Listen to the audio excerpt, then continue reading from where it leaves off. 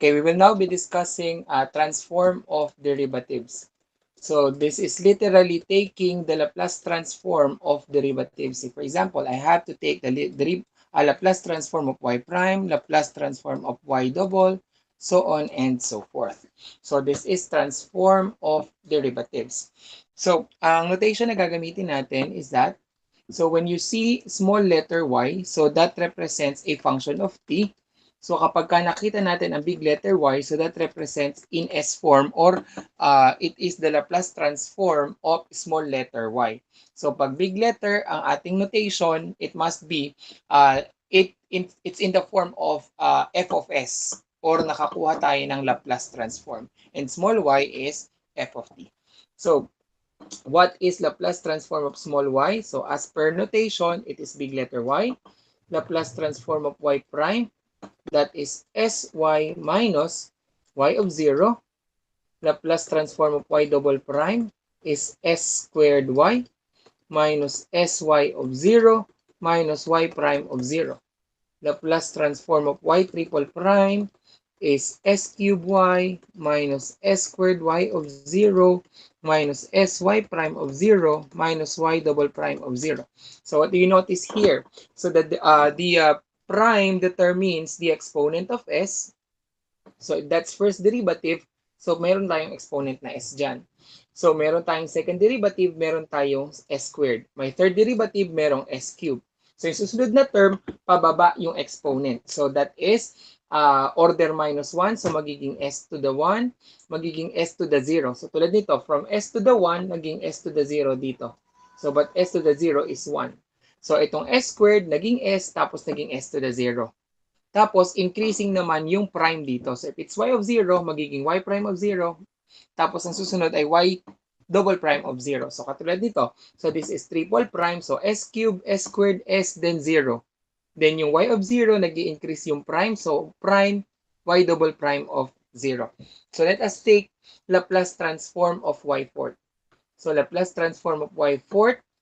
Take note that dapat naka-parenthesis yung exponent dyan. Otherwise, matitreat natin siya as y to the fourth, which means y times y times y. So, iba ang notation natin sa y to the fourth again. So, this is y times y times y times y.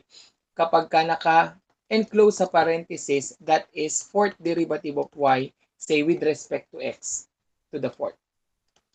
So, yun ang notation natin para sa derivative. So, this is s to the fourth kasi ang it's fourth order. Y minus, pababa si s, so that's y s cubed. Then start tayo kay y of 0. Then pababa si s cubed, magiging s squared. Tataas tayo ng isang prime. Pababa si s, magiging s. Magkakaroon tayo ng double prime of 0. Minus, finally, we have y triple prime of 0. We will stop until we have reached order minus 1. So, ang order natin dito ay 4. So, minus 1 is y triple prime. So, let's take last one. So, y5 or fifth derivative of y is s to the 5. Y minus s to the 4th, pababa. Y of 0. S cubed, start tayo ng prime. Minus s squared, double. Minus s y triple. Then, y fourth of 0. So, this will be the Laplace transform of derivatives. So, magta-try tayo mag-solve ng differential equation gamit ang Laplace transform at yung ating na-discuss ngayon. So, let us try to solve Laplace transform. Let us try to solve y triple prime. Example, we have y triple prime minus 3y double prime plus 3y prime minus y is equal to e to the 2t. So, for which y of 0 is equal to y prime of 0 minus y double prime of 0 is equal to 0. So, this was taken from the book Advanced Engineering Mathematics by Bravo, Cruz, and Gomez of the Rizal Technological University. So, let us try to utilize Laplace transforms. By the way, kung gagamitan natin ang previous lesson natin, pwede tayong gumamit ng undetermined coefficient for which yp is e to the 2t. Then, ang yp prime, kukunin mo ang yp double, kukunin mo ang yp triple, then isa-substitute natin dun sa given equation. Tapos, kukunin mo ang pag-substitute natin yung initial condition. Pag nakuha na natin yung y is equal to yc plus yp, kukunin mo yung, isa-substitute mo yung given initial condition. Then, para ma-substitute mo to, kukunin mo pa ang first derivative, then kukunin mo pa ang second derivative. Masyadong mabusisi gamit ang previous topic.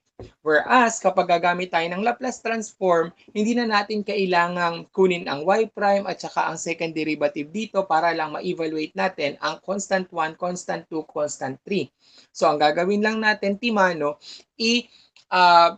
sa substitute na kaagad natin ang initial condition. Yon ang kagandahan ng Laplace transforms. So let us try to utilize Laplace transforms to solving this third order non-homogeneous linear differential equation. So let us try. So taking Laplace transform of each term, so that's Laplace transform of y triple prime. Minus 3 is a constant, so you have to put that outside. So that's y double plus 3 Laplace transform of y prime minus Laplace transform of y, which is equal to Laplace transform of e to the 2t. So now, kunin natin lahat ng Laplace transform ng each term and then lahat ng makukuha natin, isa-substitute natin dito sa nakuha nating working equation. So let's try first Laplace transform of y triple prime. So previously discussed, Laplace transform of y triple is s cubed y, s squared y of 0, sy prime of 0 equals y double prime of 0. So that is s cubed y minus s squared y of 0 minus sy prime of 0 minus y double prime of 0. So initially, it is given that y of 0 is equal to y prime of 0 is equal to y double prime of 0 is equal to 0. So this is equal.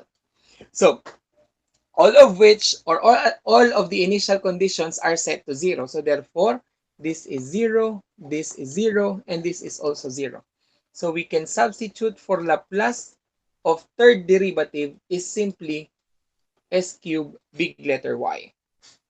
So may pan-substitute na tayo sa ating first term. So let us now try to solve for the Laplace transform of your second derivative. So that is s squared y minus sy of 0 minus y prime of 0. But then again, y prime of 0 and y of 0 are both 0 as per initial condition. So therefore, Laplace transform of second derivative is s squared y. So meron na tayong pan-substitute sa ating second term. Then let's take Laplace transform of first derivative. That is simply sy minus y of 0. But then again, y of 0 is 0. Then Laplace transform of y prime is simply sy. Then Laplace transform of small y is simply big letter y. So may pan-substitute na rin tayo. Para sa ating third and fourth term. Then finally, take the Laplace transform yung nasa right side of the equation, that's e to the 2t, which is simply 1 over s minus 2 para sa Laplace transform ng e to the at, which is 1 over s minus a. Your a here is 2. Then meron na tayong isa-substitute in each term. Let us try to simplify. You have Laplace transform of y triple, that is s cubed of y, minus 3 Laplace transform of y double, that's s squared y, plus 3 Laplace transform of y prime, that is 3sy, and then minus big letter y for Laplace transform of small y is equal to Laplace transform of e to the 2t is 1 over s minus 2. Factoring y out, you got y times the quantity, s cubed minus 3s squared plus 3s minus 1 is equal to 1 over s minus 2. Then big letter y here is equal to s cubed minus 3s squared plus 3s minus 1 multiplied by s minus 2. So y here is equal to 1 over, factoring this all out, so that's s minus 1 cubed multiplied by s minus 2. So, since big letter Y ito, we need the solution Y is equal to YC plus YP. So, since Laplace transform of small y is equal to big letter Y, to find this small y for the solution to that differential equation, I need to take inverse Laplace transform of both sides. So that Laplace inverse of big letter Y is actually the solution that we are looking for. So, therefore, we just need to take inverse Laplace transform of both sides to find the solution to this differential equation. So let us try to do that. So for Laplace inverse of big Y is equal to Laplace inverse of 1 over s minus 1 cubed times s minus 2. Okay. So we are to use the uh, partial fractions to solve that inverse Laplace transform. So let us try to resolve first our given to partial fractions. So s minus 1 cubed, s minus 2. So this is a over our first factor. So this is case 2 kasi meron tayong repeated linear factors plus b over s minus 1 squared plus c over s minus 1 cubed plus d over s minus 2. So then multiplying this all by our LCD s minus 1 cube multiplied by s minus 2 gives a equals 1 equals a times s minus 1 squared times s minus 2 plus b. You have s minus 1 multiplied by s minus 2 plus c s minus 2 plus d s minus 1 to the third power. So we can use equating coefficients, or we can use assuming value. So let us try to solve assuming value, AV.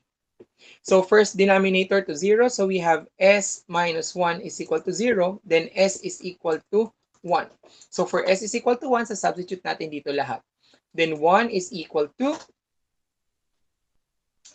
s is equal to 1. So this is 0, 0, 0. So we can solve for the value of c. So c here is 1 minus 2 is negative 1. So the value of c here is negative 1. Then equating this s minus 2 to 0. So s minus 2 is 0. Then s is equal to positive 2. So if s is positive 2, 1 is equal to 2 minus 2, 0. 2 minus 2, 0. 2 minus 2, 0. So we can solve for the value of d. Then d here is 2 minus 1 is 1. To the third power is 1. So the value of d here is positive 1. Then let's try any value na since wala na tayong i-equate. So let's try 0. If s is 0, so this is 1 is equal to a times the quantity 0 minus 1 is negative 1 squared is positive 1. 0 minus 2, negative 2 plus b. 0 minus 1, negative 1. 0 minus 2, negative 2 plus c. 0 minus 2, negative 2. 0 minus 1, negative 1 raised to the third power is negative 1. So that's d negative 1. So you have here 1 is equal to negative 2a plus 2b minus 2c minus d. So this is equation 3. So we have equation 1, equation 2, equation 3. So substituting equation 1 and 2 to equation 3, that gives us 1 equals negative 2a plus 2b minus 2 times the value of c is negative 1. The value of d is negative 1. Preceded kasi siya by negative, kaya naging negative 1. So this is 1 equals negative 2a plus 2b plus 2 minus 1. So you have here plus 2 tsaka minus 1. So this is 2 minus 1 is 1 transpose magiging 1. So therefore, magkakaroon tayo dyan ng 0 is equal to negative 2a plus 2b because it is preceded by a negative. So therefore, makakabuo tayo ng bagong equation, a is equal to b. So let's try another value. So let's try 3. So if s is equal to 3, So, substitute natin ulit. So, 1 is equal to A times 3 minus 1 is 2 squared. So, 4. 3 minus 1, 3 minus 2 is 1. 3 minus 2 is 1. So, punta tayo kay B. 3 minus 1 is 2. Then 3 minus 2 is 1. Plus C times 3 minus 2 is 1. Plus D, 3 minus 1 is 2 to the third is 8. So we will have 1 is equal to 4A plus 2B plus C plus 8D. But then again, the value of A is B. So we can solve for the value of B. So that's 1 is equal to 4 times B because A is equal to B plus 2B. The value of C is negative 1. So plus negative 1 is negative 1 plus 8 multiplied by the value of D, which is 1. So we will have 1 is equal to 4A, 4B plus 2B is 6B minus 1 plus 8. So this is transpose doon. So magiging 2 minus 8 is equal to B, 6B. Transpose yung negative 1, so magiging 1 plus 1 is 2. Transpose si 8, magiging negative 8. So negative 6 is equal to 6B. Then the value of B is negative 1. So if B is negative 1, then A is also negative 1 using that equation. So nasolve na natin yung values ng A, B, at C. So i-write ko lang. So Laplace inverse of big Y is negative Y, is small letter y. Inverse Laplace transform of A over S minus 1 plus B over S minus 1 squared plus C over S minus 1 cubed plus D over S minus 2. So that's the inverse Laplace transform that we're looking for. Value of A is negative 1. B is also negative 1. C is also negative 1. Then D is positive 1. So substituting Y is inverse Laplace transform of negative 1 over S minus 1. Minus 1 over S minus 1 squared. Minus 1 over S minus 1 cubed. Plus 1 over S minus 2. So taking the inverse Laplace transform of each, this is negative inverse Laplace transform of 1 over S minus 1 minus inverse Laplace transform of 1 over S minus 1 squared minus inverse Laplace transform of 1 over S minus 1 cubed plus inverse Laplace transform of 1 over S minus 2. Then Y here is equal to negative inverse Laplace transform of 1 Laplace transform of e to the at is 1 over s minus a. So if this is s minus 1, then a is equal to positive 1. Substituting e to the 1 times t is e to the t. So this is e to the t preceded by a negative. Minus. This is 1 over s minus 1 raised to the second power. So meron tayong formula that Laplace transform of t to the n e to the at is n factorial over s minus a raised to n plus 1. Dun sa given natin, inverse Laplace transform of 1 over s minus 1 squared can be written as 1 plus 1. So in this case, ang n natin is 1 and that must be on the numerator. N factorial therefore is 1 factorial which is equal to 1. So which is 1, that's n factorial over s minus a, that's 1, raised to n plus 1. So that is a is 1, n is 1. Substitute lang natin dito. So that is t to the 1, e to the 1 times t is e to the t. Minus yung third term natin. So Laplace inverse of 1 over s minus 1 raised to the third power is 2 plus 1. So therefore, ang n natin dito ay 2. Ang a ay still 1. So if n is equal to 2, n factorial must be 2 factorial, which is equal to 2. So therefore, I need to provide this n factorial on the numerator. So I need to provide 2 and then compensate 1/2 outside. So therefore, ang mangyayari, magkakaroon tayo ng negative 1/2 inverse Laplace transform of n factorial over s minus a raised to n plus 1 is t to the 2, that's t to the n, e to the at, or 1 times t is e to the t. So that is t squared e to the t. Then of course, this is e to the 2t. So therefore, the solution to the given differential equation is e to the 2t minus e to the t minus t e to the t minus 1/2 t squared e to the t.